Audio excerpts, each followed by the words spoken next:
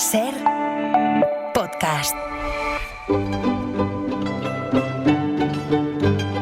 En La Ventana acontece, que no es poco, un relato personal de la historia, con Nieves con Costrina, Cadena Ser.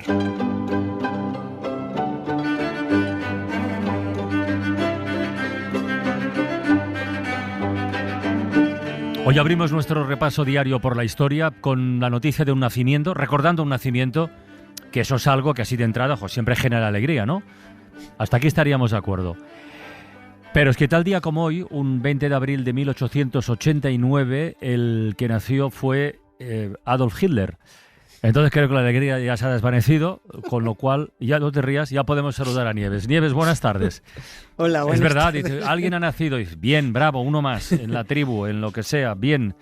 Pero ya con la perspectiva del paso del tiempo, Pues no. ¿cuántos años? Claro, ¿cuántos cumplirán? Si he dicho, serán 137, ¿no? Sí. 137 años. Cumpliría. Bueno, claro, podría cumpliría, cumplirlo. sí. Bueno, perdona, si Sí, habrán cumplido 200 y pico, Exacto, porque no va a cumplir exacto, 137. exacto, ¿no? exacto. Pero bueno, los hubiera cumplido de no haberse suicidado. Pero afortunadamente lo hizo, se suicidó cuando tenía 56 años y 10 días. Nació el 20 de abril de 1889 y si se hubiera partido la crisma con un columpio a los 7 u 8 años, pues mira, mejor le hubiera ido al mundo y no lo hubiéramos lamentado. Hace 6 años, en plena pandemia, hablamos de los orígenes austriacos de Hitler, y no se trata de repetirse. Pero hay que seguir hablando de este animal de bellota, no hay que parar, no hay que olvidarse de él, hay que saber quién fue, lo que hizo, cómo era, su desequilibrio, por qué pese a ser tan maligno, sedujo a las masas.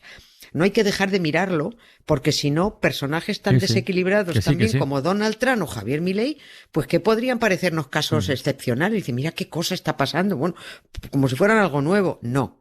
Los nuevos son los que creen que esos tipos que van por ahí con una motosierra o jugando a la guerra son unos iluminados. Desde fuera no se entiende cómo se puede votar a tipos que van haciendo manifiestas payasadas. Este no fue el caso de Hitler. No, Él era maligno, pero sí. no era un payaso. Sí, de hecho, hay un proverbio que dice: cuando un payaso se muda a un palacio, no se convierte en rey. El palacio se convierte en un circo. Exactamente. Mira, ponemos música de fondo y todo. Mira, ole.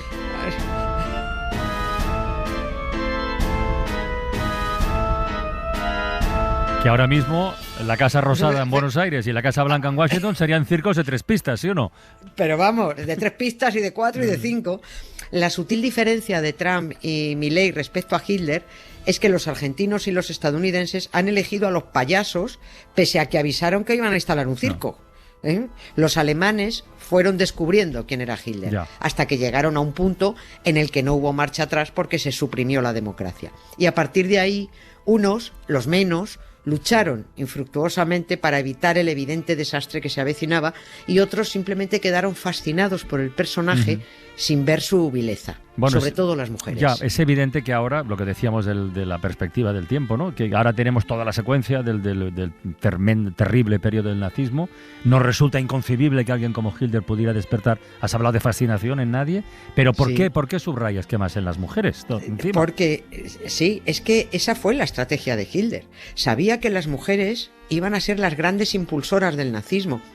En 1939, 13 millones de mujeres eran oficialmente nazis. Quiero decir afiliadas, oficialmente. Y eso suponía 1/3 de las mujeres alemanas. Esas eran y son las auténticas feminazis. Las féminas nazis, las féminas partidarias del nazismo. El PP y Vox tienen repletos sus partidos de feminazis. Qué lástima. Hitler dijo, esta es frase suya: gánate a la mujer y ella nos traerá al marido, y entre ambos a los hijos. Genial. Oye. Para Hitler las mujeres solo eran máquinas paridoras rubias para atraer muchos nazis al mundo y ser perfectas amas de casa. Y a una mayoría las convenció de que eso es lo que querían ellas también. Esto era muy incongruente porque Hitler era muy misógino, sentía gran repulsión por las mujeres, solo aceptaba un modelo muy concreto y con una actitud muy sumisa, pero ellas le escribían rendidas de admiración porque eso no lo veían. Hay archivadas y ya estudiadas decenas de miles de cartas que los alemanes y los austríacos escribían a Hitler, sobre todo, hay hasta libros publicados con esas cartas. Sí. Bueno, escribían sobre todo mujeres fascinadas, cartas que son un barómetro magnífico. A ver si hacemos un día unas cartografías sobre esto con Laura Piñero. Ya verás cómo sale de ahí cosa interesante. Bueno, Laura tiene para hacer una serie de 38 capítulos de las cartas que le escribían a Hitler. Hasta más o menos 1939-1940 hay una explosión de entusiasmo. Luego el entusiasmo se empieza a desinflar. En las cartas de las mujeres, además, hay constantes referencias al Todopoderoso, a Dios, a nuestro Señor. Y Hitler era más ateo que yo. Es verdad. Bueno, escucha la carta de una tal señora Ida Fiebig. Como madre alemana, me tranquiliza pensar en mi querido Führer, Adolf Hitler, y ruego al Todopoderoso para que vele por su salud. Sepa, señor canciller, que criaré a mis 9 hijos bajo su orientación y en pro de nuestra querida patria. Pues nada, enhorabuena a los premiados. Pero de todas formas es más incongruente aún la admiración de las mujeres, o de muchas mujeres nazis por Hitler, porque es que ellas en el tablero político carecían de derechos, no podían ocupar altos cargos ni nada, ¿no? Nada, ni altos cargos ni aparecer en las listas electorales. Joder. Y además es que Hitler se lo dijo en su cara en 1934 a las mujeres, cuando solo llevaba un año como canciller, en un mitin que organizó solo para mujeres, solo para ellas, de la organización, mujeres de la organización nazi, les soltó que, y abro comillas, el mundo de la mujer alemana es su esposo, sus hijos y su hogar. Y aplaudieron a rabiar. Pues ala. Ahí lo tenéis. Sí. Durante los años de dictadura nazi previos a la guerra, ya les había quitado a los alemanes todos los derechos y libertades constitucionales. Pero bueno, parece que les gustó.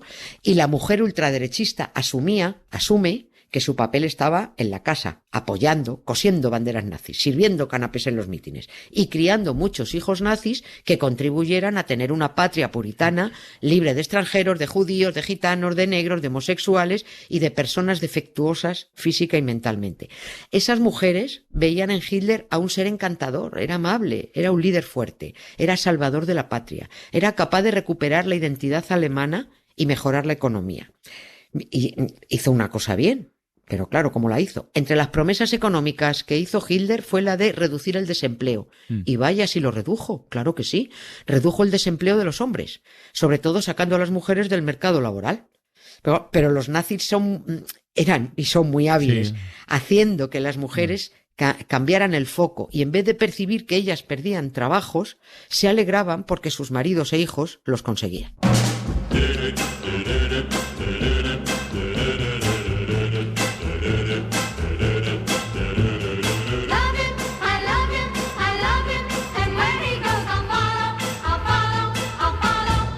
I will follow him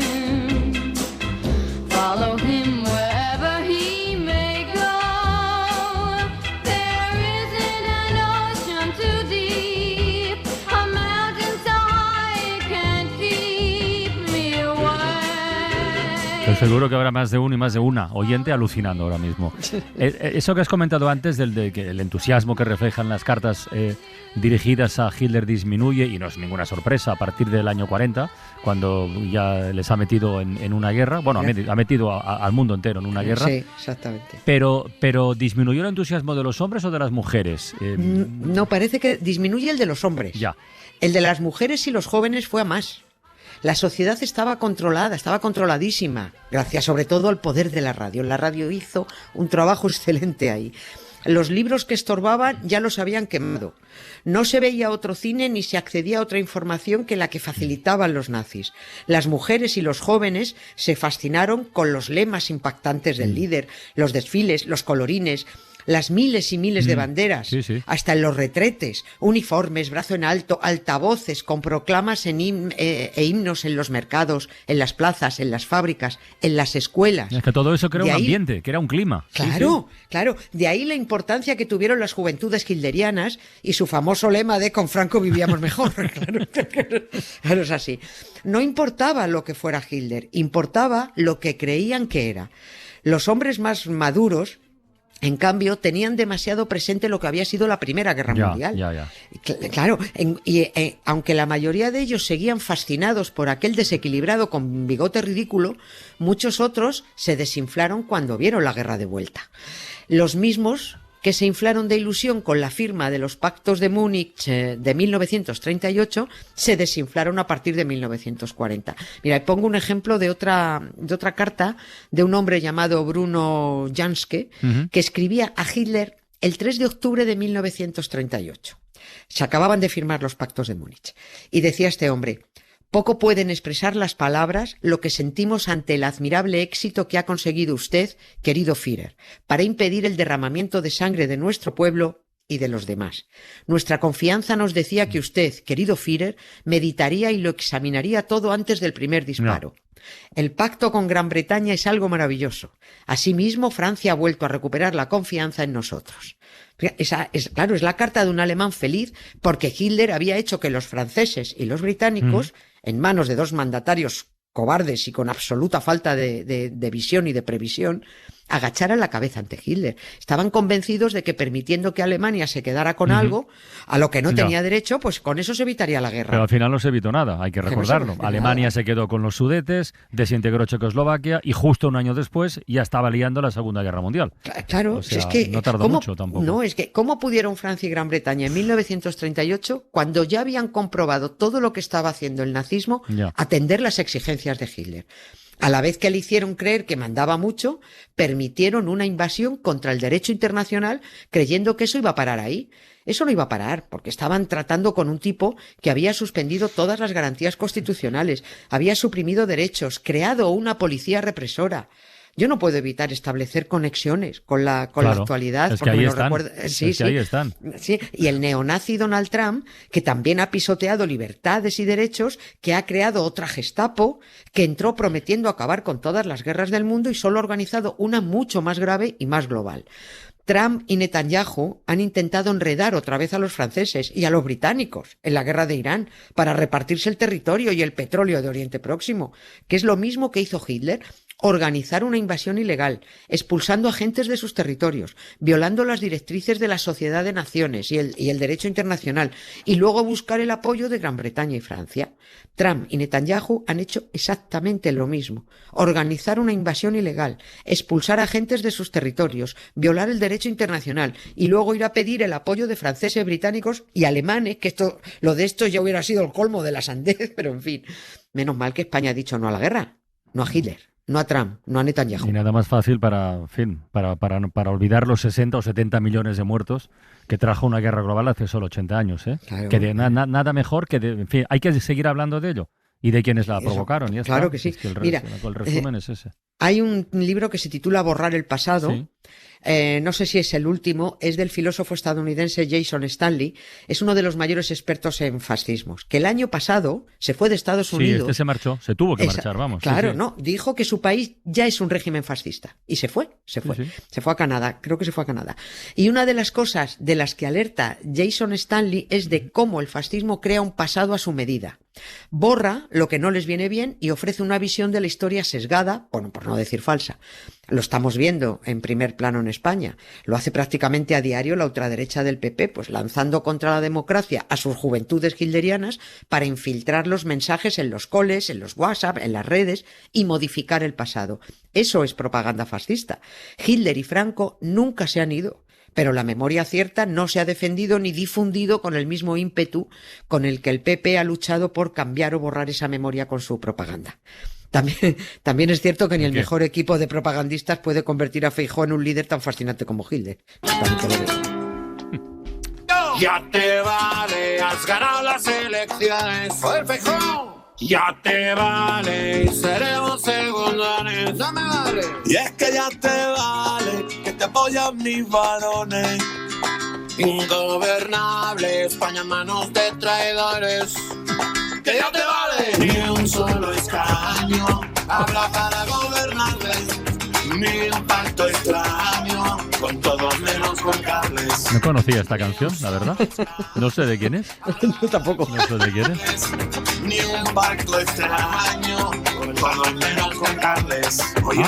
Claro, del Polonia, del programa de TV3. Vale, De TV3, Vale, vale, que digo, ahora sí. ¿quién ha escrito esta canción? O sea, es un gag. Bueno, pues con un gag acabamos hoy este Acontece, que no es poco. Venga, mañana más, Nieves. Un beso. Un beso. Carla. Para no perderte ningún episodio, síguenos en la aplicación o la web de la SER, Podium Podcast o tu plataforma de audio favorita.